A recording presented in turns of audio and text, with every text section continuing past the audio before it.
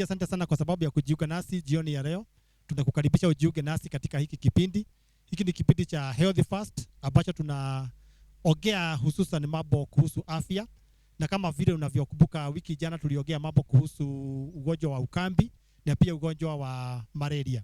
Na siku ya leo tutaongea kuhusu ugonjwa mwingine ambao ni ugonjwa wa TB.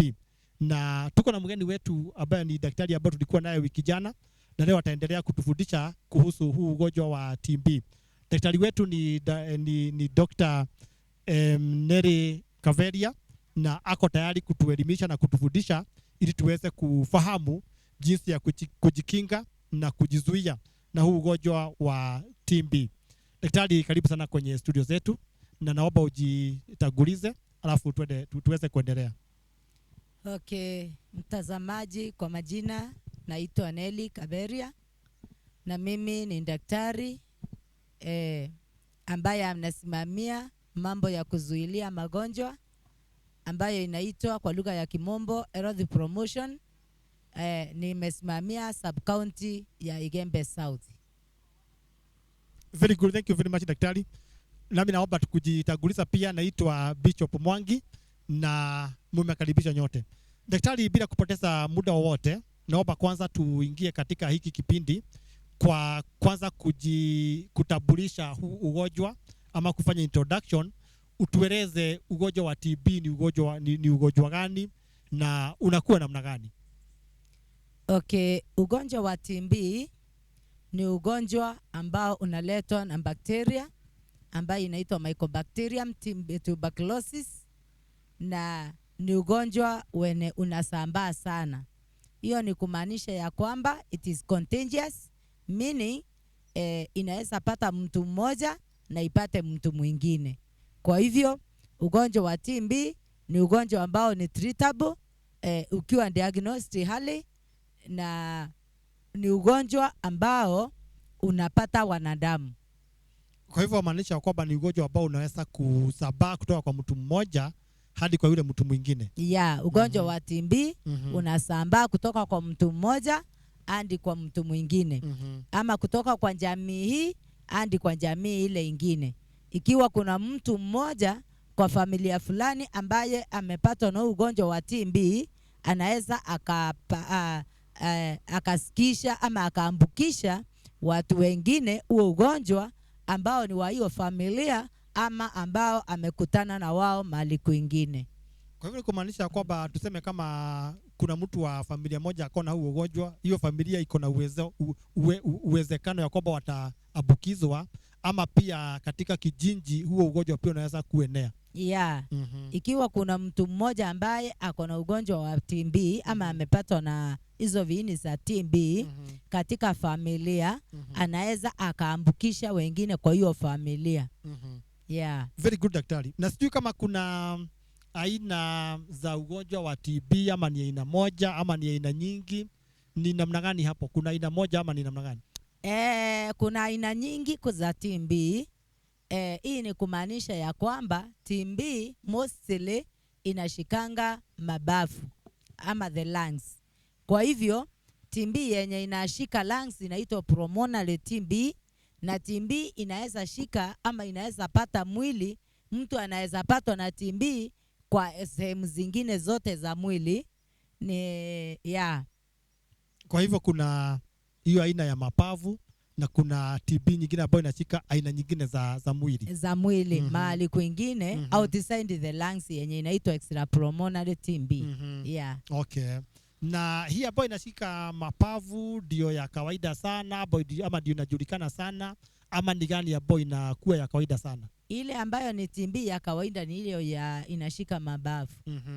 Ama the pulmonary TB. Na hiyo pulmonary TB sasa mtu anasikia uchungu ama inakuwa namna gani? Ukipatwa na pulmonary TB unajua sasa inaingia kwa mabavu. Kuna signs zake ambazo ni kukohoa. Mtu anaweza kohoa kwa wiki 2 ama kuendelea. Hizo kikohozi kinaweza kuwa na damu. Kuna kuanga na ingine inaitwa night sweats. Yaani una sweat mpaka bed sheets ama kitanda inakuwa imejaa maji. Kuna hata fever, mwili unajawa na joto sana. kuna unexplained weight loss. Yaani weight loss ama kupungua kwa kilo bila kuwa ni kitu fulani imesababisha tu unaona mwili inapungua kilo zake. Kuna loss of appetite ama kutokuwa na haja na kukula chakula. Yeah. Na sijui kama unaweza kutupatia mfano, kwa maana hasa umesema ya kwamba TB can affect many other parts of the body, Yes. apart from the lungs. So would you, daktari, explain to us which other parts of the body that can be affected by TB? Okay, TB inaweza affect any other part of the body as I've said, except the nails and the hair. Kwa hivyo any other part in the body TB inaweza ikashika. Inaweza shika miguu, inaweza shika bones, inaweza shika the liver, inaweza affect the kidneys, inaweza affect the any organ in the body. So there is no single part with an exception of the hair and the nails whereby TB cannot affect. Kwa hivyo mtu anaweza kuwa hata mgonjwa, labda tuseme macho kwa mfano, na dhani ya kwamba ni ugonjwa tu wa macho wa kawaida, na huenda ni TB ya macho. Huenda ni TB ya macho. So and those TBs are named as per the area which is affected. Kama ni TB ya tuseme the cerebral column inaitwa meningitis. Inaitwa TB meningitis. Kama ni ya kidneys inaitwa TB kidneys. So it is named as per the name, per the part which is affected. Yeah. So ukisema tuseme kama cerebral meningitis, ile basi inashika akili na uti wa mgongo. Yeah. Yeah. Inashika huko the brain and the meninges. Yeah. Okay. And what are the most affected persons who are at most risk to be affected by TB? Okay, anyone can get TB, but there are people who are at risk, especially children who are below 5 years are at risk because of low immunity, because those children have an undeveloped immunity. So those children are at risk. The other persons who are at risk of getting TB ni wale wako immunosuppressed, meaning their immunity is suppressed in one way or the other. They can be suppressed by certain diseases like diabetes, like HIV/AIDS, people who have those long-term diseases. Yeah. Okay. Very good. Na katika hali ya matibabu, ama mtu amegunduliwa ya kwamba ako na ugonjwa wa TB, sasa matibabu nayo yanakuwa namna gani? Tuanze kwa kusema ya kwamba uwezi jigundua ya kwamba uko na TB, but you can suspect. Even the medic himself cannot diagnose the TB without doing the test. Kwa hivyo ni signs and symptoms ndizo zinafaa sikupeleke kwa hospitali. So when you experience those signs and symptoms, tuseme kama uko na cough that has lasted for more than 2 weeks or 2 weeks and above, uko na night sweats, there are some cardinal signs. Cardinal ni kusema hizi ukiziona hizi unaanza kususpect. So ukiona mtu ana sweat sana usiku, na ni sweating si ile ya kawaida, una sweat mpaka maji inajaa kwa kitanda, so na unaona uko na cough yenye iko ni persistent for 2 weeks, inaweza kuwa it's not subsiding to medications. Umekunywa medications, umekunywa antibiotics and it's not subsiding. Probably mtu akisikia tu anakuwa unaweza enda hospitali, you are given some medications, but as for this one inakuwa persistence. So when one has that a kind of a cough which is persisting for over 2 weeks, anastahili aende hospitali apimiwe, daktari atampima na ataweza kudiagnose kama ako na TB, na akiwa na TB anapewa madawa. Kwa hivyo huyu mtu amekohoa kwa muda wa wiki 2 hivi. Yeah. Na amepewa dawa nyingine, labda haponi, dawa za kawaida si ya kikohozi lakini haponi. Yeah. So nasaidia sasa kupimiwa kama aonekane kama ako na ugonjwa wa TB. Yes. Yeah. Na hicho kipimo nacho chafanyika kwa njia gani? ni kipimo ambacho mtu anaweza tu kuingia kwa kliniki yoyote, ama ni kipimo ambacho lazima kifanyike kwa hospitali fulani? Okay, kuna Ama mahabara. hospitali ya kiwango fulani? Okay, kuna mahabara. Hospitali zote zinapima, hata ile ya chini. The level 1 hospitals kama dispensaries wanapima. Ni kikohozi tu ndio inachukuliwa, inapimwa. Kuna ile inapimwa direct na microscope, na kuna ile inahitaji hospitali ambayo iko na those machines zenye zinapima. Ni kikohozi pia inachukuliwa, lakini inaitwa gene expert. Gene expert inapima hata resistant to certain drugs. Yeah. Inatoa then bacteria, the presence of the bacteria, and also the resistance. Because in some cases of TB, there are some TB cases which are resistant to certain drugs. Yeah. Na umesema ya kwamba lazima yani kawaida mtu anakuwa na hali ya kukohoa, lakini pia umesema ya kwamba kuna dalili nyingine ama symptoms nyingine ambazo ni zaidi. Sasa si lazima iwe ni mtu ana kikohozi. So sijui kama sasa lazima mtu awe anakohoa alafu awe na hizo symptoms nyingine, ama mtu anaweza kuwa na symptoms nyingine ama dalili nyingine lakini asiwe ya kwamba ako na hali ya kukohoa. As per the pulmonary TB, coughing is mandatory. Anakuwa na coughing, alafu na those other signs. But for the extrapulmonary, it may not be having a cough. Yeah. So what could be the other symptoms now apart from coughing, now to show that the person has got TB in other areas or in other organs of the body? What are the other symptoms? Okay, tuseme, because earlier on I said the TB in those other parts of the body presents as per the area affected by that TB. Tuseme if it is the TB of bones, tuseme TB of joints, so it will present with joint pains, with difficulty in walking, with fever, with weight loss. So those are the signs that are the signs as per the area affected by the bacterium. Yeah. Daktari, hapo utaona ya kwamba hizo dalili ambazo umetanja pia zinahusishwa na magonjwa mengine haya ball, pia tuseme kama magonjwa ya malaria na magonjwa mengine. Sasa sijui at what point will a patient now be tested now for TB? Itafika sasa kiwango gani ya kwamba ionekane ya kwamba huyu sasa si mambo ya malaria ama magonjwa mengine, hii inaweza kuwa ni TB? Itakuwa imeenda kiwango gani? Okay, as per the pulmonary TB, you diagnose as per the signs and symptoms. But as for the extrapulmonary TB, because it can other diseases can present as that one. So for one to be diagnosed as having extrapulmonary TB, that person should have taken some other medications, have other diagnosis. But this one is done to rule out or to confirm whether it can be a TB of that certain area. Yeah. Okay. What about now when we come to treatment? What happens to the patient? What mode of treatment is given to the patient? Okay, treatment is given as per the type of the disease. If it is pulmonary TB, a person takes a regime of 6 months treatment.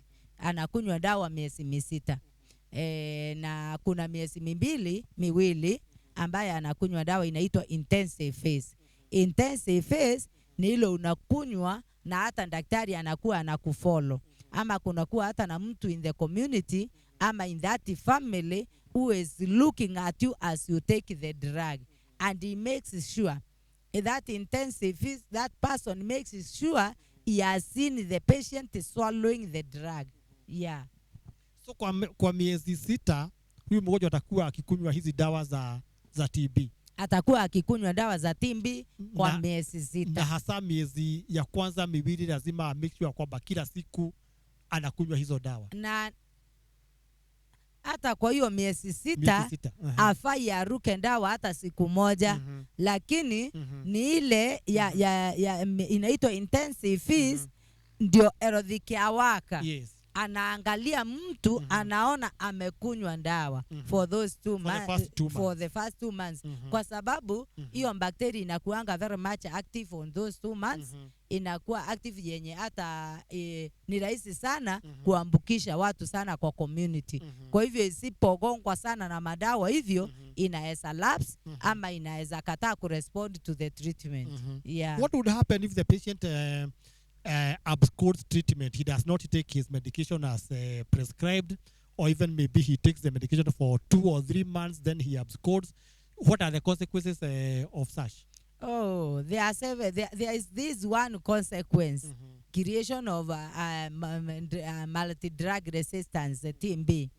Kwa hivyo mtu asipoadhia akunywe dawa vile inastahili, hii bacteria sasa inakuwa it's not completely eroded or eradicated.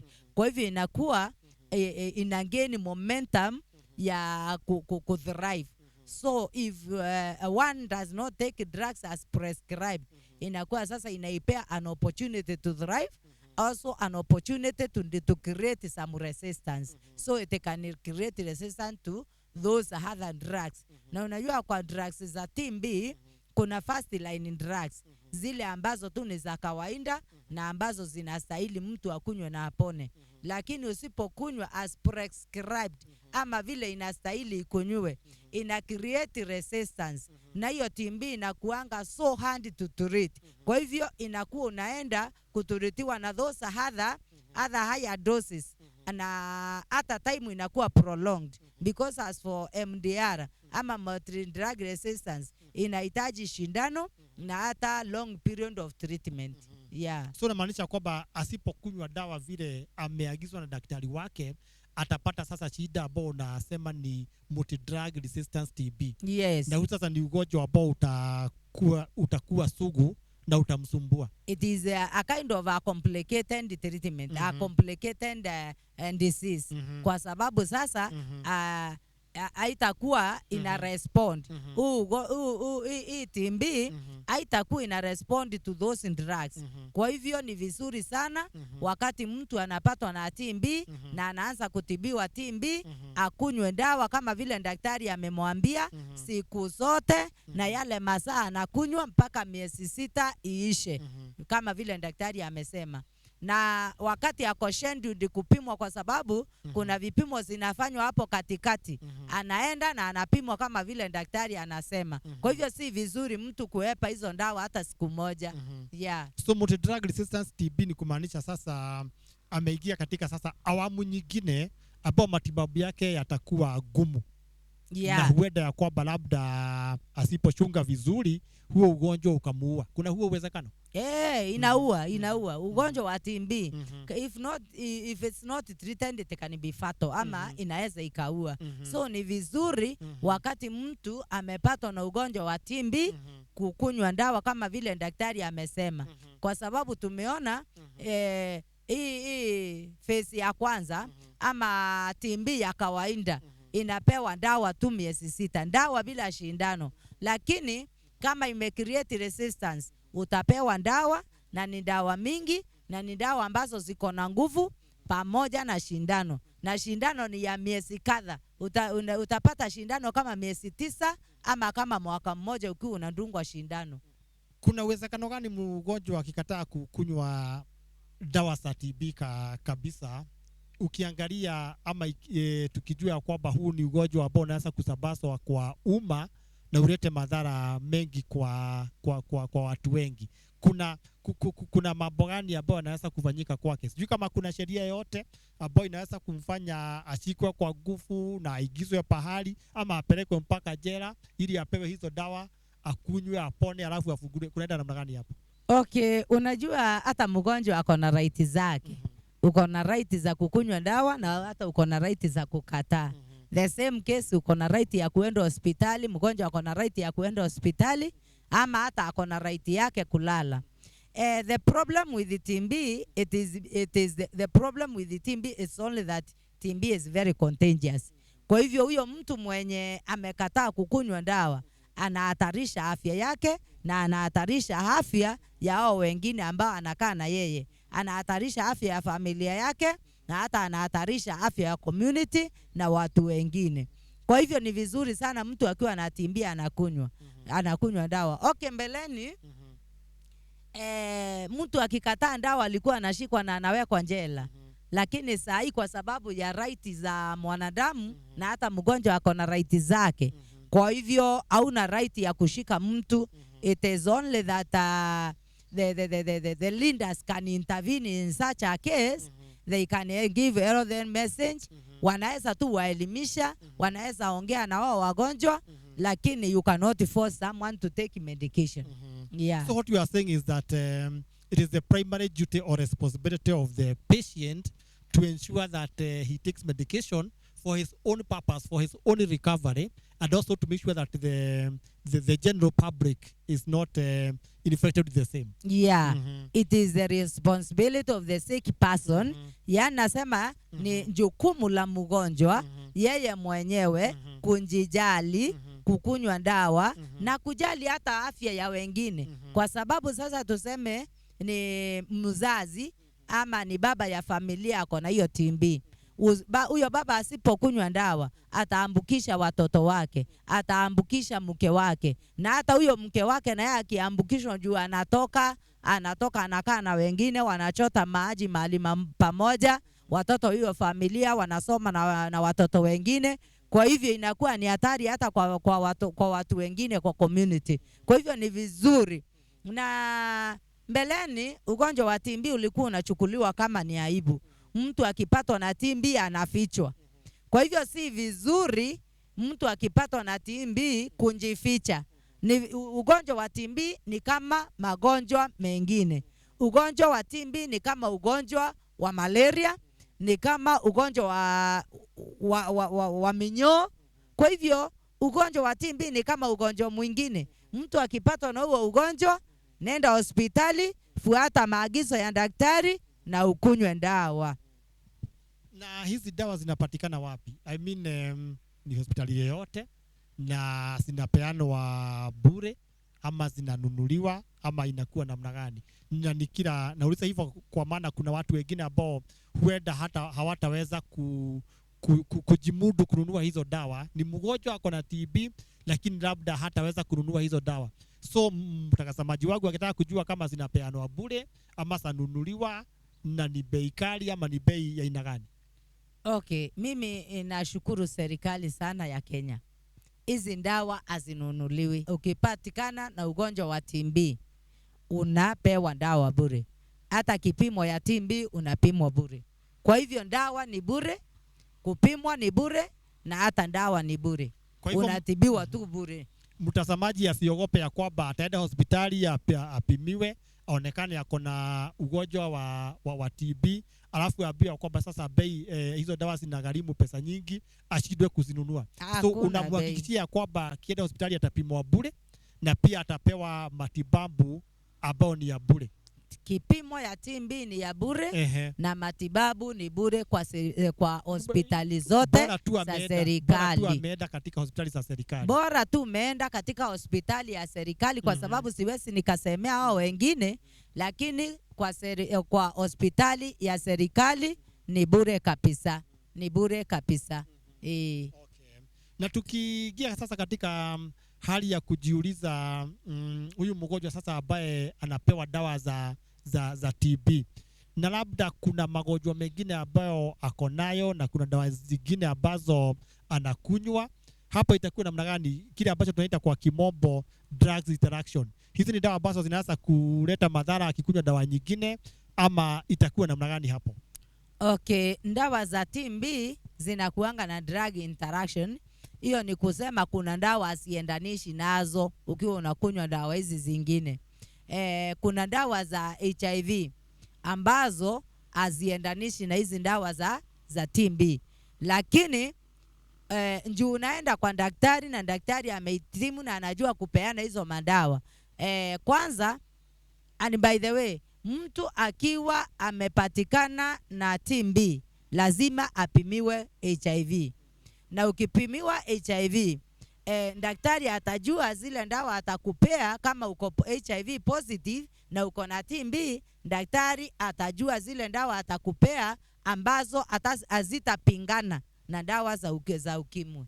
Hapo daktari, sitaki tuingie sana kwa udani juu ya kuongea mambo ya TB na mambo ya HIV, kwa maana nataka tukirudi hapo kutoka break ambao tunaenda hivi karibuni tuweze kuingia hapo kwa kirefu na kwa kipana. Lakini niulize, what are the risk factors? Ni mambo gani ambayo yanaweza kushagia huyu mgonjwa apatwe na ugonjwa wa TB? Kwa mfano, mtu anaweza kushikwa ugonjwa wa TB kwa sababu ya kulala pahali ambako kuna baridi. Mtu anaweza kupatwa na ugonjwa wa TB kwa sababu ya kunyeshewa. Mtu anaweza kushikwa na ugonjwa wa TB kwa sababu ya kunywa pombe ama kwa sababu ya kuvuta sigara. What are the risk factors? Ni mambo gani ambayo yanachangia ili mtu apatwe na ugonjwa wa TB? Okay, there are several risky factors. Zingine ni climatic ama environmental. Zingine ni persona ama za mtu mwenyewe. For example, tukienda mambo za environmental factors. Environmental factors ni mambo ambayo yana predispose a person ama yanaweka mtu kwa hatari ya kupatwa na huo ugonjwa wa TB. Example, overcrowding. Overcrowding like in our communities, ama tuseme vile sisi tunakaa in our community. Tunaona kama jioni watu wanajiingiza kwa kanyumba moja. Kuna mahali pa kukulia miraa, kanyumba tu kenye akana hata dirisha, kanyumba kenye akana hewa. Watu wanajiweka huko kanyumba kadogo, kanaingia watu kama 20, kama 30, kama 40. Wanaenda wanakunywa chai pale, wanaenda wanaongaongea pale na kucheka, kupiga makelele pale. Na ugonjwa wa TB kama vile nilianza kutangulisha kusema, huo unakuja as a result, ama unatoka kwa mtu huyu unaenda kwa mtu mwingine as a result of coughing, sneezing ama spitting. Hiyo ni kumaanisha unakohoa, kupitia kikohozi mtu anaweza patwa na TB. Kupitia kusnitch mtu anaweza patwa na TB. Kupitia spitting ama kumwaga vikohozi anyhow na kutema mate, hiyo inaweza sambaza pia TB. Kwa hivyo overcrowding, tuseme watu wako kwa nyumba moja na kuna mtu mmoja pale ako na TB. Mtu mmoja anaweza ambukisha watu 20 TB kama ako na TB kwa sababu ya environment. Wakiwa wamejienclose kwa karumu moja na wanaongea na mtu anakohoa, hizo bacteria zinaweza toka kwa huyu mtu ziende huyu mwingine inhale that bacteria na siko na huo ugonjwa. Daktari, naomba kwanza tukatie hapo, nikukate kidogo kwa maana biwa na mwelekezi wangu ya kwamba ni wakati wa kwenda break. Twende mapumziko kidogo, na baada ya kurudi tutaendelea hapo katika risk factors, alafu tuingie katika mambo ya TB na ugonjwa wa HIV, alafu tuweze kuendelea. Mtazamaji wetu usiondoke, tunaenda mapumziko kidogo alafu turudi. Asante sana. Asante.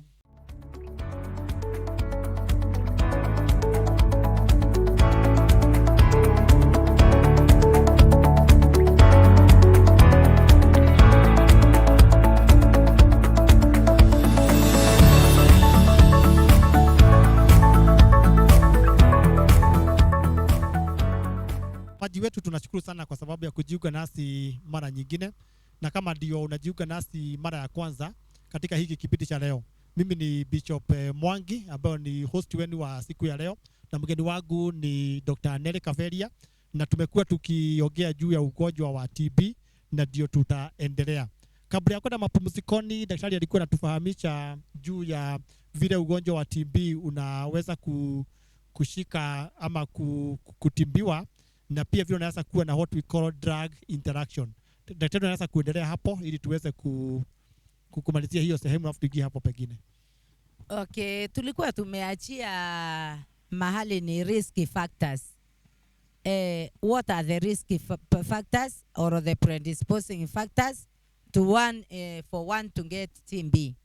Kwa hivyo nikasema moja ni overcrowding, Kwa hivyo watu wahepe ama wasikue wanaji-overcrowd in one place.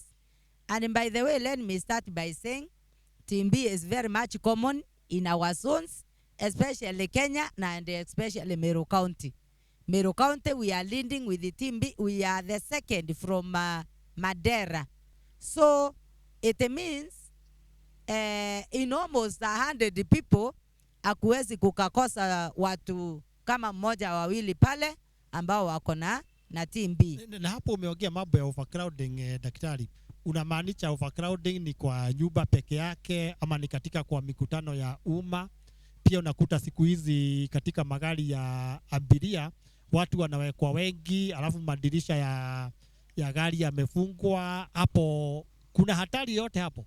Okay, when I speak or when I talk of overcrowding, ni overcrowding in a place whereby there is no free flow of air. Mahali hakuna upepo wenye unapita vizuri. Overcrowding in such areas ni very dangerous kwa sababu mahali kuko open, hata watu wawe overcrowded si riski, kwa sababu mtu anaweza kohoa na ile kikohozi ibebwe na upepo iende mahali kwingine. Na lakini mahali kuko overcrowded na mahali kuko enclosed, hapo sasa kikohozi mtu akikohoa ina circulate pale tu, na unajua bakteria haiwezi kaa kwa hewa kwa masaa mengi na kufanga. Kwa hivyo ukiwa mahali kwenye enclosed, itatoka tu kwa mtu mmoja ikienda kwa mwingine, hata haitatupa nafasi ya kutembea kwa hewa. Kwa hivyo inamaanisha kwamba mtu akiwa katika mkutano wa umma in a public place, in an open place, katika mikutano ya hadhara, labda kwa uwanja, hapo hakuna hatari ile kubwa ya kuambukizwa na ugonjwa wa TB. Sio sana watu wakiwa kwa uwanja. Lakini hata kama hata hapo wakati tutakuwa tunaongea mambo ya prevention, nitaongea mambo ya sneezing and coughing etiquette. Inakuwa tu uwezi sambazia mtu mwingine na hata kwa familia. Lakini kwa sasa wataka kurenga ya kwamba wale ambao wanaendesha magari ya abiria wahakikisha kwamba muda mwingi madirisha ya magari yamefunguliwa. Na kama watu wako katika sebule ama katika halls, hizi nyumba za umma, wamekishwa kwamba pia madirisha na milango imefunguliwa kwa muda mwingi, kwa muda ule watu wako ndani, ili hayo magonjwa free flow of air, kumaanisha upepo unaingia na unatoka. Na kuna naona wakati mwingine kuna hata makanisa unakuta kwamba kanisa watu wako ndani, milango imefungwa, madirisha yamefungwa. Sasa hapo unaweza kuambia viongozi wa kanisa namna gani? Hata hapo ningeomba kuwahimiza ya kwamba kanisa iwe na ventilation. Kanisa iwe na ventilation, iwe na madirisha, na wakati watu wako ndani, madirisha yawe yamefunguliwa, na hata milango iwe inafunguliwa. Na mahali kuna watu wengi, hakufai kuwe na mlango mmoja, inastahili kuwe na milango kama miwili hivi, na hiyo milango wakati wako ndani inakuwa imefunguliwa. Kwa hivyo inamaanisha kwamba ni vyema hewa iwe inaingia upande mmoja, inatokea upande ule mwingine. That's what we are calling free circulation of air. What are the other risk factors, daktari, that you can mention apart now from things to do with the overcrowding? What other risk factors can you mention? Okay, there are various factors. Zingine ni kwa mtu mwenyewe. Mtu anaweza kuwa immunosuppressed. Immunosuppressed ni kumaanisha ako na ugonjwa wenye unasuppress ama unafanya immunity ya huyo mtu kuwa chini. Kuna magonjwa kadha kama vile HIV, kama diabetes, kama vile cancer. Kwa hivyo huyo mtu ambaye ako na magonjwa hayo mengine ako katika hatari ya kuambukishwa ugonjwa wa TB. Na ni vizuri sana mtu kama huyo anakunywa dawa za kuzuilia. Kuna dawa zinazuilia TB. Kwa hivyo mtu akiwa ako na magonjwa mengine ambayo yanafanya kinga ya mwili kuenda chini, anastahili aende hospitali. Na akienda hospitali, daktari atampea madawa ya kuzuilia. Na hivyo ndivyo inavyofanyika kwa zahanati zetu ama kwa mahospitali. Ukiwa na ugonjwa mwingine ambao unafanya immunity ya mtu kuenda chini, huyo mtu anapewa dawa za kutuzuilia TB kwa sababu ako katika hatari ya kupata TB. Kuna watu wengine daktari, utakuta ya kwamba hawajali sana mambo ya chakula, anakula tu kile ambacho anakutana nacho. Si ya kwamba hicho chakula kinaweza kumwambukiza ugonjwa wa TB, lakini utakuta ya kwamba hapati what we call in English balanced diet. Mtu akikosa balanced diet akona uwezo ama kuna uwezekano wa yeye kushikwa na ugonjwa wa TB, ukiangalia kwamba hali yake ya kinga ya mwili itakuwa chini. Huyo mtu ni mtu mwenye malnourished, ako kwa risk factor pia.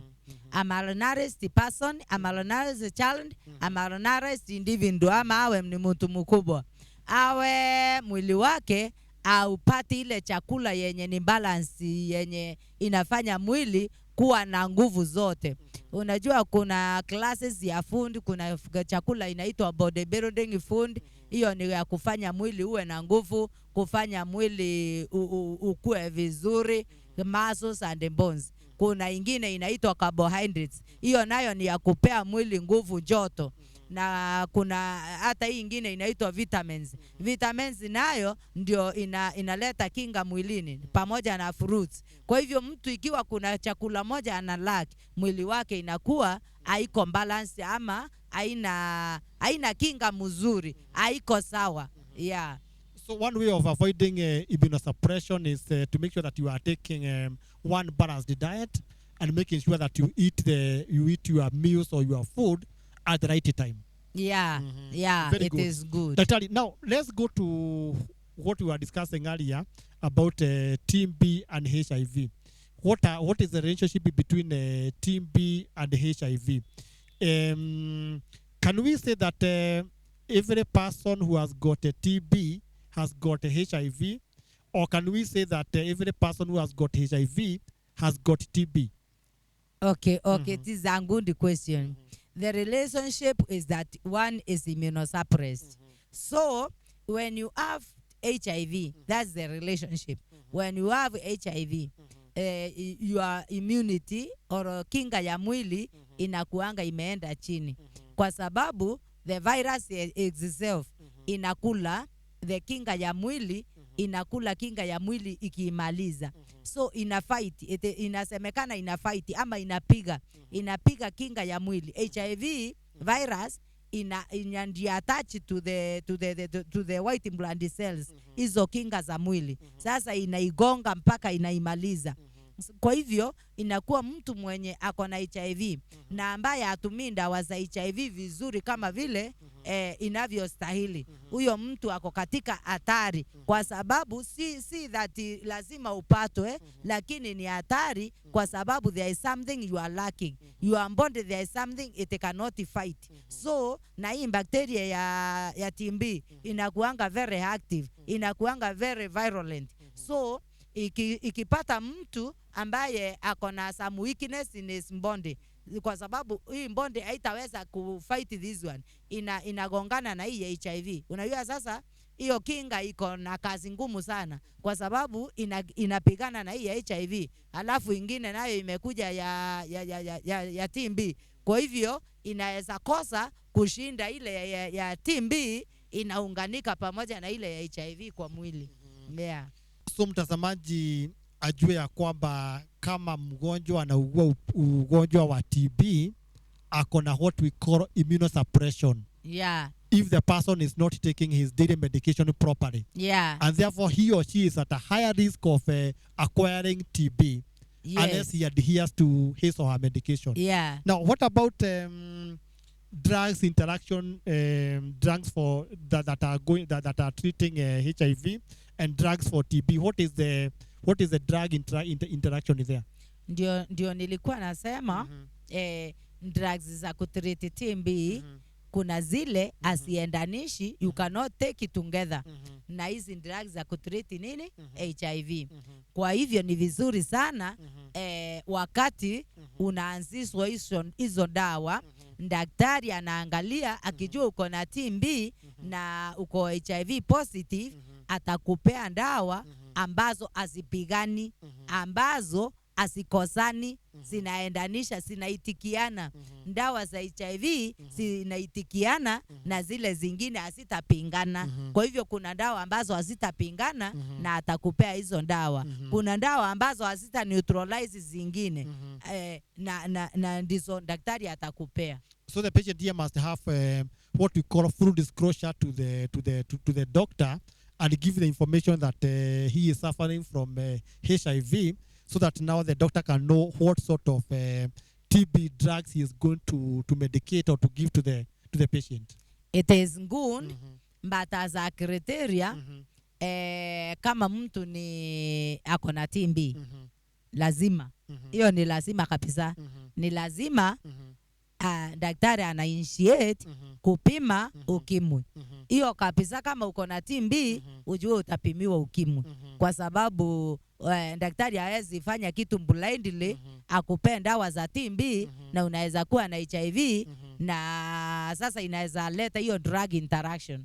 Yeah. Sasa hapo napo daktari kupimiwa, kuliko hawa anakusaidia inakuwa akusaidii. Na kupimiwa ugonjwa wa HIV ama ugonjwa mwingine yoyote, unakumbuka tumesema ya kwamba hiyo ni haki ya mgonjwa. Yeah.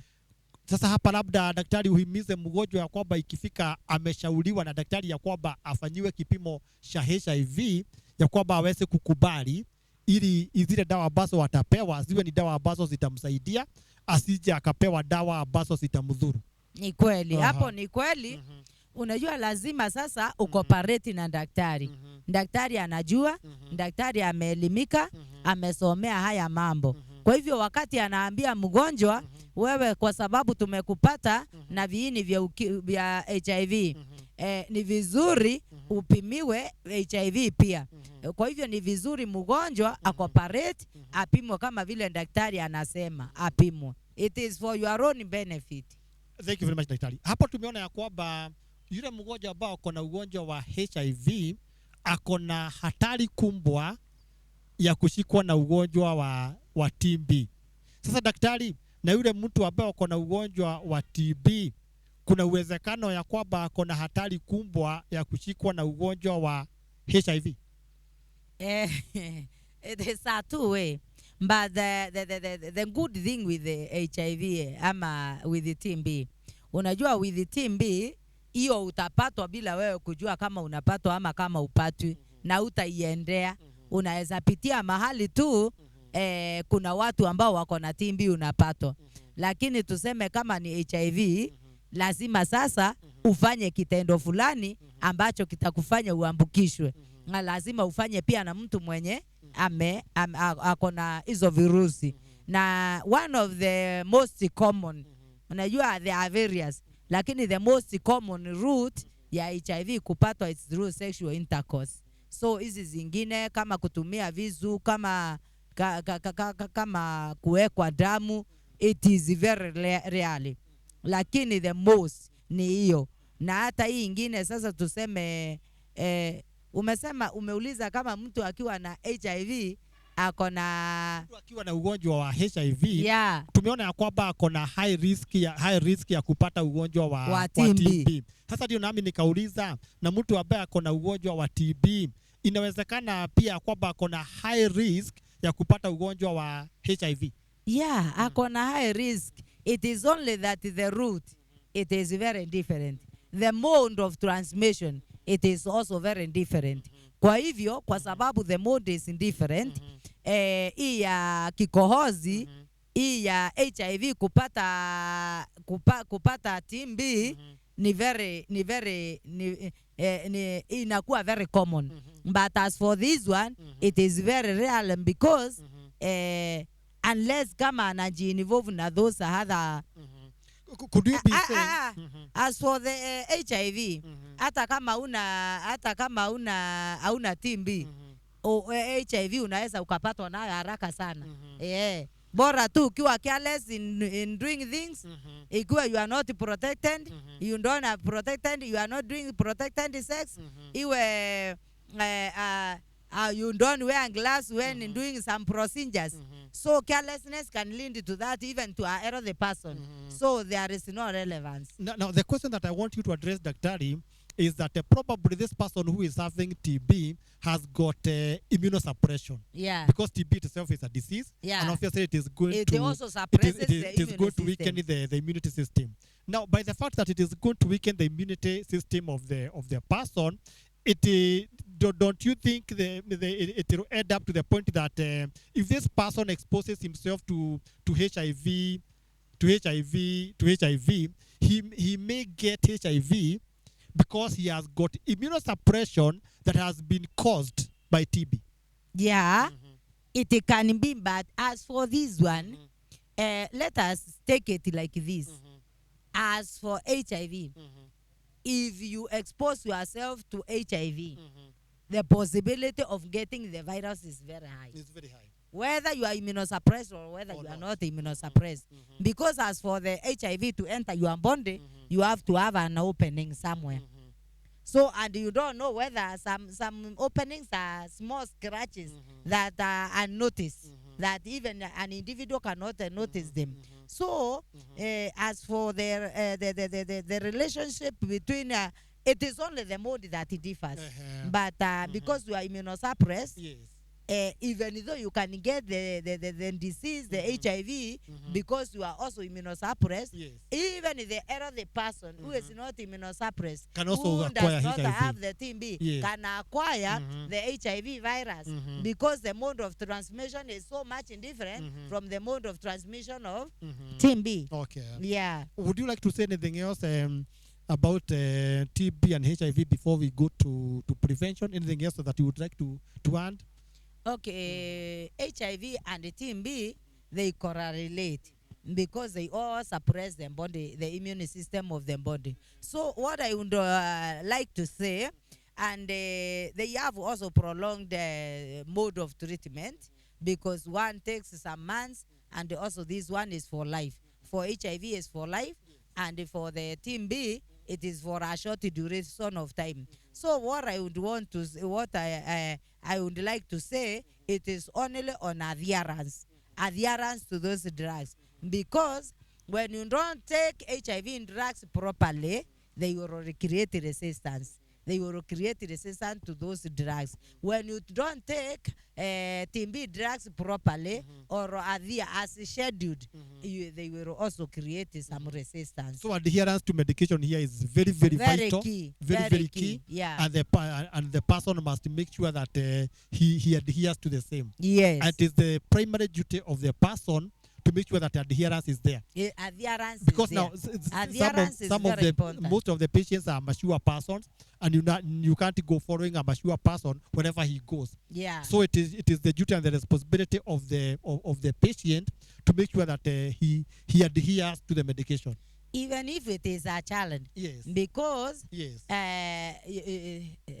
Nowadays, Yes. children are born Yes. to HIV patients. Yes. So even if it is a child, even if it is your child, kama ni mtoto wako amepatikana na virusi vya HIV na wewe ni mzazi, tafadhali make sure huyo mtoto umempea dawa kama vile daktari ameagiza zipeanwe.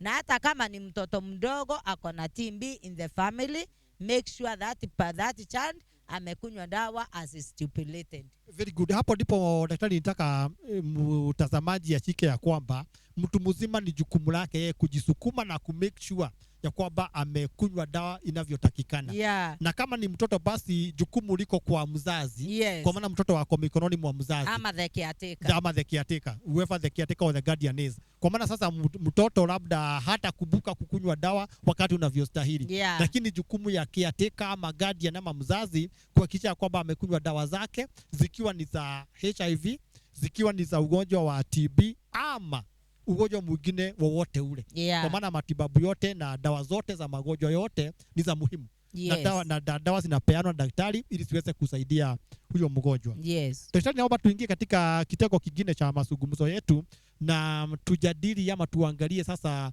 what we call prevention of TB.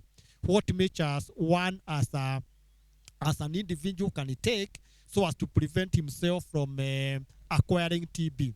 And also you can also explain to us what prevention measures the society or the community needs to take so as to prevent the acquiring of the same and the spread of the disease.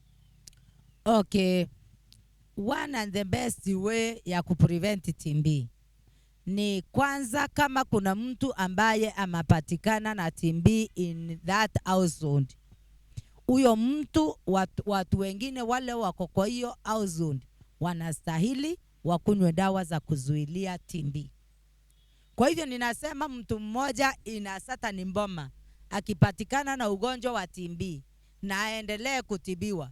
Akiwa anatibiwa na dawa za TB, wale ambao wako katika hiyo nyumba, tafadhali msinjifiche. Tokeni nyote mkunywe hizo dawa za kuzuilia TB. Na mkikunywa, hiyo TB haitatoka kwa huyo mtu ipate mtu mwingine kwa hiyo familia. Na hata itatoka kwa hiyo familia iende kwa majirani. Na wale watu ambao wanakaa na huyo mtu, kwa sababu kuna watu wanakuwa marafiki sana. Ukienda kwa hoteli unawapata watu ambao wanaweza kuwa wanakula na wao miraa, watu ambao wanaweza kuwa wameketi na yeye kama ni mwanafunzi kwa klasi moja na deskmate wake. Tafadhali huyo mtu mwenye ako very close na huyo mtu pia ni vizuri akunywe dawa za kuzuilia hayo magonjwa. Another thing, hata kama ni madaktari ambao wanahusika sana na kutibu wao wagonjwa wa TB, hao madaktari pia wanastahili wakunywe dawa za kuzuilia TB.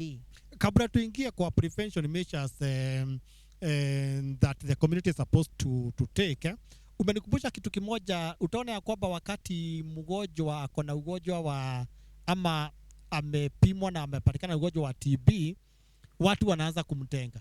Kama ni watu wa familia, unakuta ya kwamba wameanza kumtenga, hawataki kumsalimia kwa mkono, hawataki kumpatia chakula kwa maana akikula akitumia sahani ama kijiko wanagopa kwamba atakuwa atawaambukiza. So huyo mtu anakuwa anatengwa, na because of that segregation, then stigma comes in, and therefore now the person gets into other complications even psychologically because of the stigma that has been attached to his disease. Now what would you say now to that effect, so that now the person will not be stigmatized? Okay, umenikumbusha kitu kimoja na nikafili like inaweza cheka. Tulienda kwa familia moja tukiwa tunafanya follow up ya mgonjwa mwenye alikuwa mgonjwa, lakini sasa alikuwa anaepa dawa, hakuwa anakunywa as stipulated.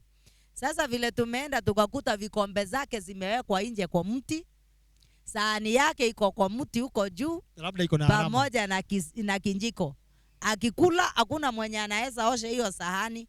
Tukakuta kikombe imekaa inakunywa tu chai, wakichukua mtu anaenda anashika hata na kitambaa ama na leaf, anashika nayo hii kamukonyi, anaweka kachai, anafanya hivi, anarusha, kanawekwa kwa mti.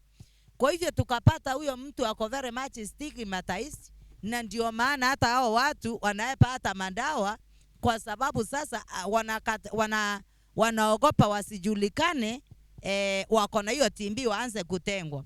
Kwa hivyo acha nichukue nafasi hii kuelimisha jamii zetu ya kwamba TB huwezi uipata kupitia kukula chakula kwa sahani moja na mtu mwenye ako na TB.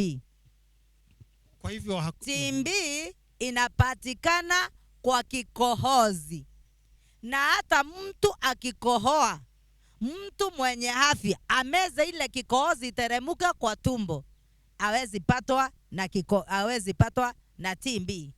Tafadhali, TB inapatikana through droplets, through cough, ama ile kikohozi yenye inatoka. Na hiyo kikohozi lazima ipumuliwe na mtu mwingine, iingie kwa lungs ama kwa mapua. Lakini kwa chakula, kwa njia ya kukula chakula, musitenge mtu, musiweke sahani zake kando, musiweke vinjiko zake kando. Huyo mtu hawezi akakupatia ugonjwa wa TB kupitia sahani, kikombe ama kinjiko. Kwa hivyo namaanisha kwamba mtu mtu ambaye ako na ugonjwa wa TB akisalimia mtu mwingine, huyo mtu asiogope ya kwamba ataambukizwa huo ugonjwa, kwa sababu kusalimiana si njia moja ya kuambukizana huo ugonjwa. In one way or the other, hapo nitaelaborate vizuri sana. Wakati nilikuwa nasema that kwa prevention, because tutaenda kwa prevention kwa kidani, na vile mtu anastahili akohoe. Kuna watu ambao wanakohoa wakitumia mikono. Kwa hivyo ukikohoa ukohoe, zile droplets zianguke kwa mikono yako. Unaweza ukasalimia mtu na ile mikono immediately, na ile bakteria ziwe ziko still kwa mikono, na huyo mtu anjipanguze kama nini, kama mapua yake na ile mikono. Kwa hivyo anaweza akainhale ama akavuta zile traces za hizo bakteria na anaweza ambukizwa. Kwa hivyo ni vizuri sana tutajifunza, na nitawafunza saa hii jinsi ya kukohoa. Kwa hivyo hii kusalimiana kwa mikono pia iko na hatari kiasi, kwa sababu hujui kama mtu amekohoa namna gani. Lakini si sababu tosha ya kuletea mtu stigma, kustigmatize mtu ya kwamba huwezi kusalimiwa na mkono, kwa sababu ukinisalimia kwa mkono utaniambukiza. Is it reason enough to stigmatize the person to an extent that now he can never be greeted by hand until he completes the treatment of TB? You can greet that person. Lakini hata huyo mtu pia anastahili ajue jinsi ya kukohoa. Sasa hapo ndipo nataka tuingie daktari, na kwanza tukubaliane ya kwamba, na ni vizuri sana hii salamu hizi ziko na mambo mengi sana, kwa sababu zile vitu zile watu wanagusa na mikono ni nyingi sana. Kwa hivyo ile tulikuwa tunasalimiana, na ndio maana wakati wa corona tulikuwa tunaambiwa tusisalimiane kwa mikono. Tunaambiwa tunangoteana, ama unafanya ya mtu hivi. Kugoteana ni gani? Kufanyia mtu hivi.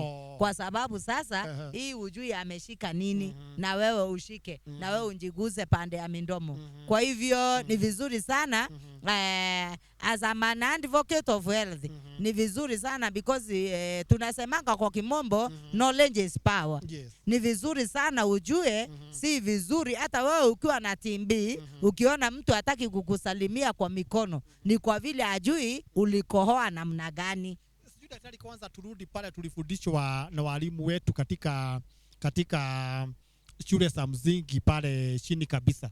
Tulipofundishwa ya kwamba unapotaka kukohoa, kwanza ukohoe ama utoe makamasi ukitumia handkerchief ama kitambaa cha mkono. Unaona kama hiyo inaweza kusaidia huyu mtu kujikinga ama kujizuia kusababisha ugonjwa wa TB? Yes. Ukikohoa kwa handkerchief utazuia, kwa sababu ile kikohozi those droplets hazitabebwa na upepo ziende mbali, zitakaa hapo tu. Na kuna jinsi ya kukohoa ama jinsi ya tuseme, kama unakohoa na unataka na uko very careful, hata kama una TB, ni vizuri sana wakati unakohoa, kama uko na kitambaa unakohoa hivi.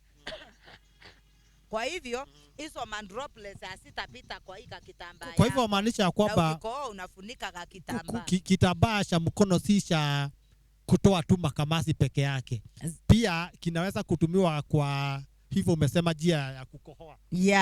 Ukiwa umefunga mdomo wako na hicho kitambaa.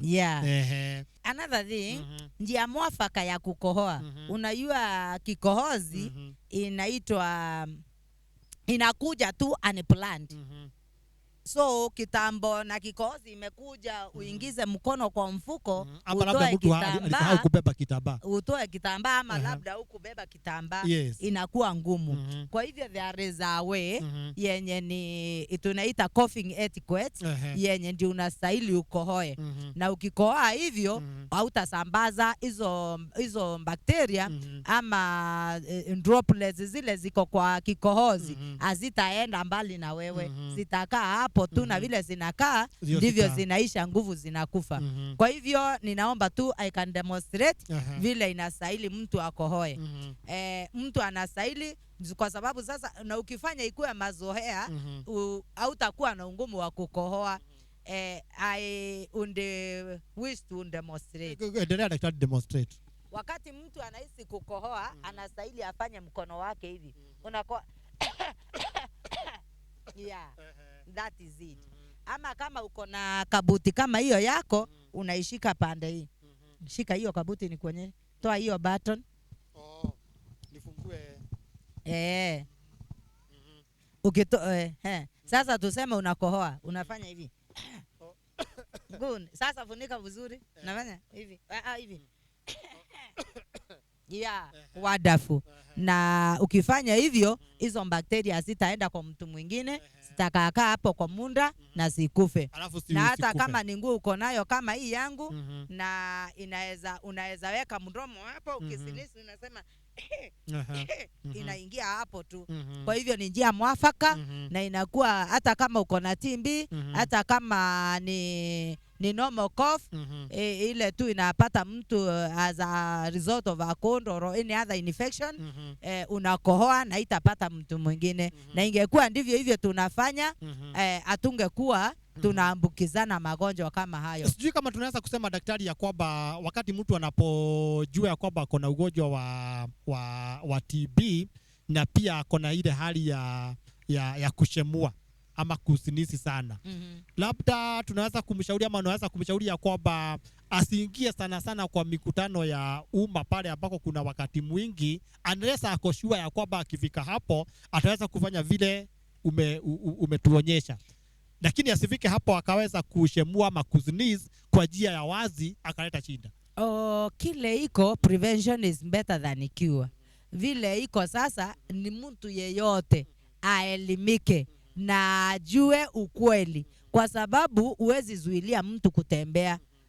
Unless kama mtu ni mgonjwa sana na haezi amuka nyumbani, uwezi mzuilia kutembea. Anaweza kosa kutembea kwa mikutano, lakini anaweza tembea kwa watu kama wawili hivi na apitane na wao. Na akiwa anapitana na wao hata kwa barabara, anaweza akasinitch.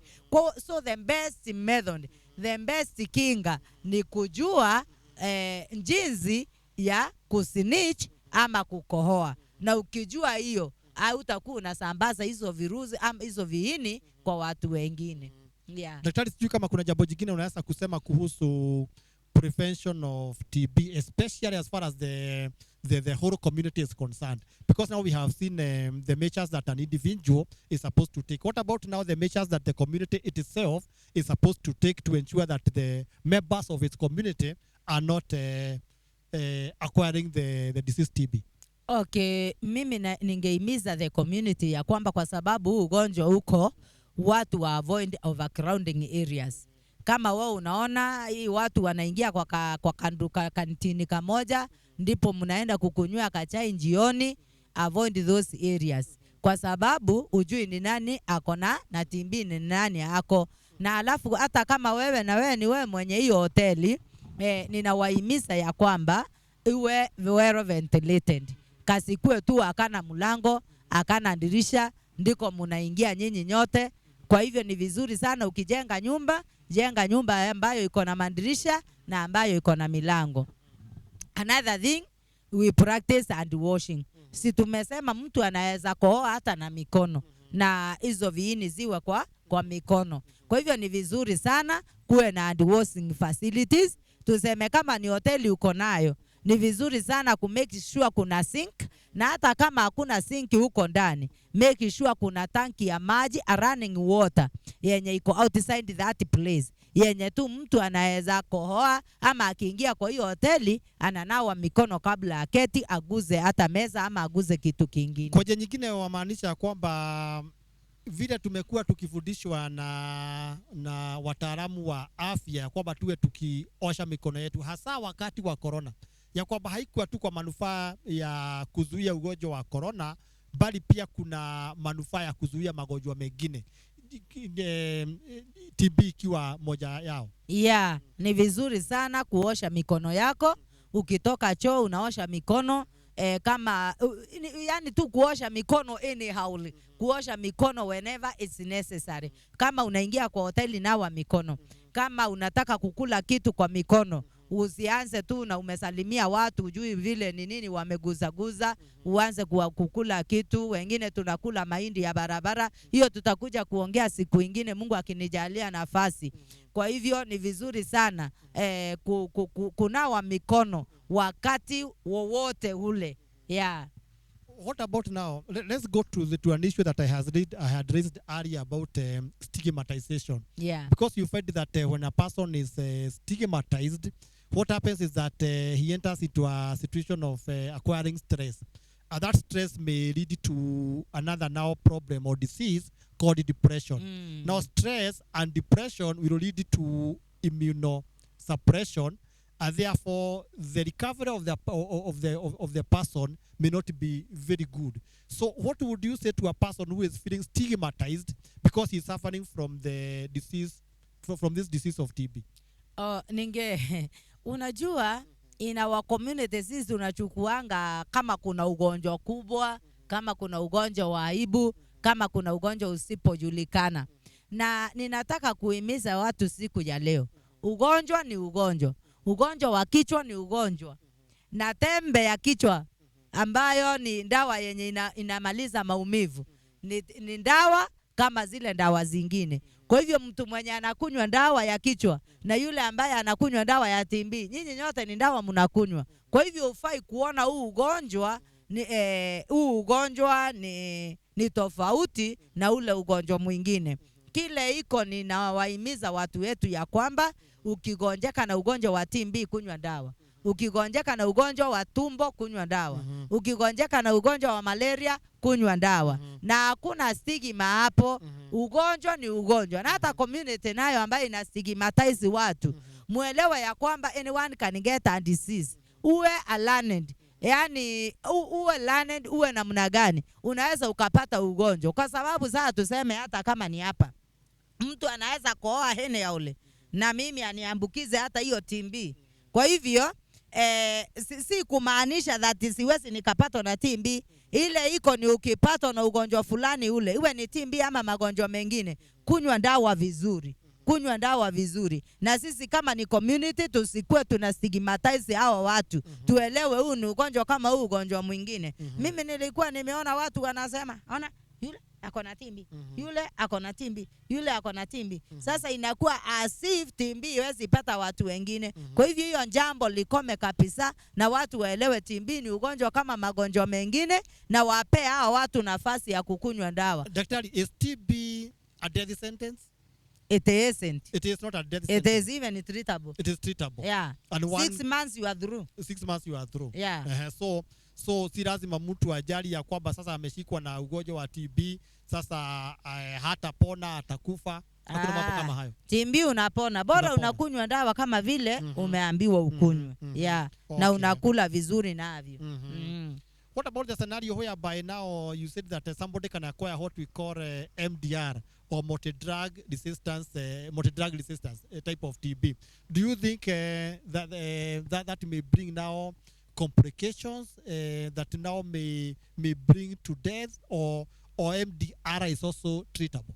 Even MDR is treatable, but we are praying that kusikue na MDR, kwa sababu astrain ya MDR ikipata mtu mwingine na yeye atapatwa na MDR. So ndio tunasema ni vizuri sana mtu kuendelea kukunywa dawa kama vile ameambiwa. Ndio hizi dawa ndio ugonjwa usiresist dawa uende kuwa MDR. Unaona? Yeah. Oh, very good. Now, Daktari, as we come to the conclusion of our discussion, what about the myths that are associated with the TB as a disease, or what we call the pseudo beliefs that surround that disease? What can you say about them? Because many people say, okay, when you acquire TB, maybe you have been bewitched, or maybe something happened to you, or you did something and therefore God is punishing you. Okay, what are the myths that you can probably demystify in this case of TB? Okay, TB is curable, na TB si ugonjwa wenye umerogwa. TB is like any other disease. Ni vile tu unaweza patana na mtu mwenye alikuwa na TB, una inhale those droplets, na unapatwa na TB. Kwa hivyo TB si uchawi, TB si urogi, TB sio mila. Kuna watu wenye walikuwa wanasema that unapatwa na TB wakiona mwanaume amepatwa na TB wanasema huyo mwanaume alifanya kulala na mwanamke mwenye alikuwa amefanya abortion. So it is in the sick, it is in the case. Nasema TB ni ugonjwa wa kikohozi, au kuji na kufanya abortion au kuji through sexual intercourse. Yeah. Kwa hivyo hizo zote unaweza kusema ya kwamba ni mens na ni urongo, it's not justified. Ni hadithi, ni hekaya ambazo hasina msimamo wowote. Yeah. Scientifically they are not justified. Na mtu asiamini hayo mambo. Ni mambo tu ya kuongewa. Kwa maana pia mtu anaweza kusikia kwamba babako alishikwa na ugonjwa wa TB ama nyanyako alishikwa na ugonjwa wa TB na akakufa kwa sababu ya huo ugonjwa. Kwa hivyo hata wewe utakufa. Pana. It's not in generational. I was moved from generation to generation. Yule tu amepatwa na huo ugonjwa akitibiwa anapona. So it's not genetically. It's not genetically inherited. Yeah, hata mtoto hawezi pata TB kutoka kwa mama kuzaliwa. Hapana. Yeah. Kwa hivyo sasa ni ugonjwa ambao umekuja kwa sababu ya hizo sababu ambazo umetuambia. You have come into contact with a sick person. Yeah. Okay. Very good. Daktari, tukifika ukigoni mwa mazungumzo yetu, ni jambo gani ambalo ungetaka kuambia msikilizaji na mtazamaji likiwa jambo la mwisho, maybe your parting shot as we conclude our show tonight? Okay, ningetaka tu kuomba watu wetu ya kwamba wanjikinge na TB, na TB iko Meru sana. Meru County imetangulia kwa TB. Tafadhali tujikinge sana, na kile tutajikinga sana tusikue tu watu wa kukohoa anyhowly. Nimewaonyesha jinsi ya kukohoa. Usikue ni mtu wa kukaa mahali watu wanaongea sana, wanatema mate, mahali hakuna hewa. Angalia ile nyumba yenye unaingia, kama ni jioni kupita masaa pale, uangalie kuna hewa inaingia na kuna hewa inatoka. Ukiingia kwa gari, hata watu wa magari na waimiza msiweke watu mpaka wanaangaliana, mtu anaangalia anawekelea mwingine mdomo na wanasafiri. Tafadhali ni vizuri mtu kukaa comfortable kwa gari, watu waziingizwe kwa gari sana. Ninawaomba tena wale ambao wako na wagonjwa ambao wako na TB, tafadhali mumake sure kwa hiyo familia watu wameenda wamepewa prevention ama dawa za kuzuilia. Kitu ingine, ukiwa na TB haujaambiwa usifanye sex, kwa sababu nimeona watu wengine pia, mwanaume akiwa na TB, mwanamke anahepa na anatoroka. Anasema huyo alipatwa. Mwanaume anakaa miaka na miaka na anateseka. If he is capable, mpe vitu zake na mambo yataendelea sembamba. Kwa hivyo labda tuseme ya kwamba hapo umesema TB iko sana, TB iko Meru. Pia tunaweza kusema ya kwamba TB iko kila pahali, hata Kenya na pahali pengine popote. Iko mahali kote. Kwa hivyo si Meru peke yake. Ni vile kuna mahali iko nyingi sana. Kwa hivyo hata mtazamaji ambao kulingana na lifestyle. Mtazamaji ambao anatuona katika sehemu nyingine ya nchi ama sehemu nyingine ya dunia, pia ajue ya kwamba pia ugonjwa wa TB huko unaweza kupatikana. Huko hakuna mahali ya huko. Na ashukue hatua zile anazo stahili kuchukua ili ajikinge na kike familia yake na pia jamii yote. Imekuwa mingi kwa Meru kwa sababu ya lifestyle yetu. Sisi ni watu wamezoea kukaa mahali moja sana, ni watu wamezoea kutembelea gari moja sana, na tukiwa tumefinyana, ni watu wamezoea tu, yani tu sisi ni watu wa kukaa mahali watu wengi wako. Kwa hivyo lifestyle yetu ndio inafanya iwe mingi sana. Alafu watu wetu pia ni kama mendhi ile tulikuta ya kwamba unaweza patwa na TB unafichwa. Ama mmoja akipatwa na TB, wao wengine hawataki kujitokeza, waende wapate kinga, wapewe dawa za kukinga, wanajificha. Sasa inakuwa because of the knowledge deficit, inakuwa itafanya huo ugonjwa kusambaa. Asante sana daktari. Daktari, tumia muda wetu na umekwisha kabisa, kwa hivyo hatuwezi kuendelea katika haya mazungumzo. Na ndugu mtazamaji, tunakushukuru kwa sababu ya kujiunga nasi jioni ya leo, na tuomba ya kwamba wiki ijayo wakati kama huu ujiunge nasi tuweze kuendelea na kipindi cha wakati huo ambacho tutakuwa tukizungumzia jambo jingine ambalo ni la muhimu na la kutusaidia katika afya yetu. Kumbuka hiki ni kipindi cha Healthy Fast ambacho kinakukujia kila siku ya Alhamisi kutoka saa 1:30 mpaka saa 2:45. Tumekuwa na mgeni wetu hapa ambao ni mgeni Daktari Neri Kaveria ambao alikuwa ni mgeni wetu, na mimi ni your host Bishop Mwangi, na tunashukuru na tunaomba Mungu akubariki na tuonane wiki ijayo. Majaliwa yake Mungu. Shalom, shalom.